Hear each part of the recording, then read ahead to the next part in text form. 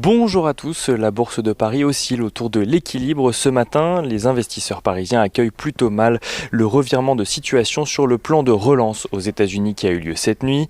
Après plus d'une semaine faisant état d'avancées dans les négociations entre démocrates et républicains et après avoir vu le président Donald Trump appeler de lui-même à trouver un accord rapidement, le président américain vient finalement de mettre fin au processus. Il annonce sur Twitter avoir donné instruction à ses représentants d'arrêter les négociations jusqu'à ce que l'élection soit passée. Le président explique ainsi qu'une fois qu'il aura gagné les élections, alors une grande loi de soutien centrée sur les Américains qui travaillent dur et sur les petites entreprises sera votée. Après avoir tenté de récupérer les recherches en matière de vaccins contre la Covid-19, Donald Trump semble à présent vouloir se servir du plan de relance dans sa stratégie électorale.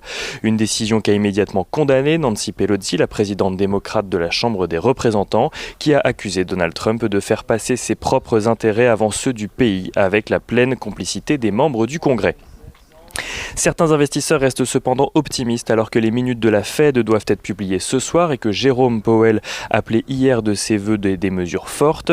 Ces mêmes investisseurs espèrent en effet que le revirement du gouvernement américain incitera la Fed à de nouvelles mesures complémentaires. Côté valeurs, à la Bourse de Paris, Accor ouvre une procédure de mandat ad hoc auprès de ses banques afin de trouver une solution à son problème de financement à long terme. Selon le journal Les Échos, la dette du groupe hôtelier s'estime à plus de 4 milliards d'euros. EDF fait part de son côté d'un recul de près de 21% de sa production d'électricité d'origine nucléaire en raison des arrêts de réacteurs et des impacts de la crise du coronavirus sur ses activités.